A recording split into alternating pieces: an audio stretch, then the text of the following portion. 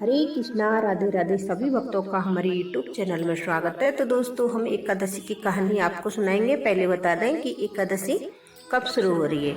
ये 5 फरवरी को शाम 5:24 पर शुरू हो रही है। 6 फरवरी को दोपहर 4:07 पर खत्म हो जाएगी।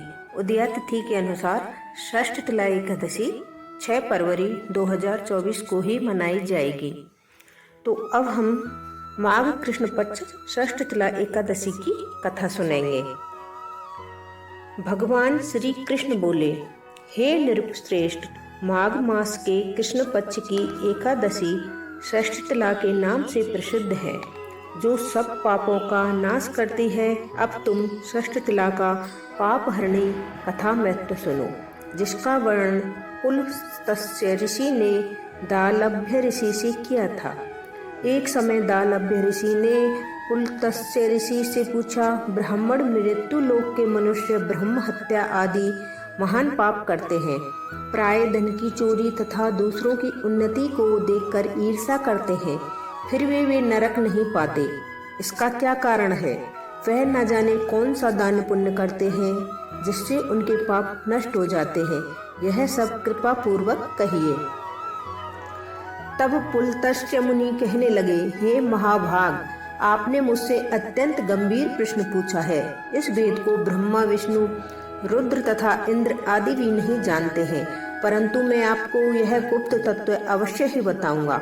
माघ मास से लगते ही मनुष्य को स्नान आदि करके शुद्ध रहना चाहिए और इंद्रियों को वश में करके काम, क्रोध, लोभ, मोह, अहंकार, ईर्ष्या और द्वेष आदि का त्याग कर भगवान का स्मरण करना चाहिए। पुष्प नक्षत्र में गोबर, कपास, तिल मिलाकर उनके कंडे बनाने चाहिए। उन कंडों में से 108 बार हवन करना चाहिए। फिर माघ में जब अर्ध या फूल नक्षत्र आए तो कृष्ण पक्ष की एकादशी तिथि को नियम ग्रहण करें। स्नान आदि नित्य क्रिया से निवृत्त होकर भगवान का पूजन कर और एकादशी का व्रत धारण करके रात्रि में जागरण करना चाहिए।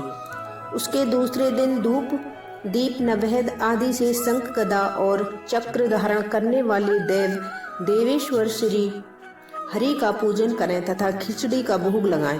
तत्पश्चात पेठा, बिजोरा और नारियल से भगवान का पूजन कर अर्घ्य दें। इसके अभाव में सीताफल या सुपारी से अर्घ्य देकर स्तुति करनी चाहिए। भगवान, आप दीनों को शरण देने वाले हैं, इस संसार सागर में डूबे हुए का उद्धार करने वाले हैं। हे पुंडरीकाक्ष, हे विश्व भगवान, हे शुभ्रहरण, हे पूर्वज, हे जगतपते, आप लक्ष्मी सहित इस तुच्छ अर्घ्य को ग्रहण करें। इसके पश्चात जल से भरा हुआ कुंभ ब्राह्मण को दान करें तथा ब्राह्मण को श्यामा गाय और तिल पात्र देना भी उत्तम है। तिल स्नान और भोजन दोनों में श्रेष्ठ है, अतः मनुष्य को तिल दान भी करना चाहिए। इस प्रकार जो मनुष्य जितने तिलों का दान करता है उतने ही 1000 वर्ष स्वर्ग में वास करता है।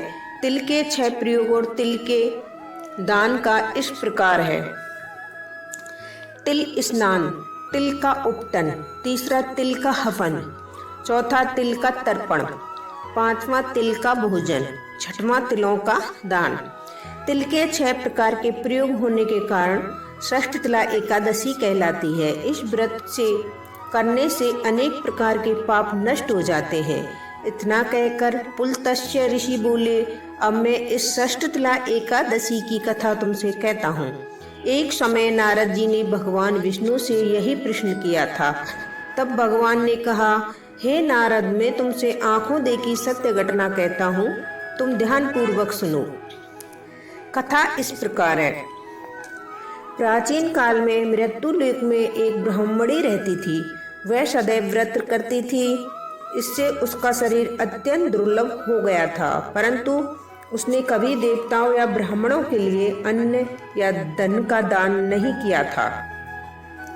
इससे मैंने सोचा कि वह ब्राह्मणी ने व्रत आदि से अपना शरीर शुद्ध कर लिया है, अब इसको विष्णु लोक तो मिल ही जाएगा, परंतु इसने कभी अन्नदान नहीं किया, इसलिए इसकी प्राप्ति होनी कठिन है।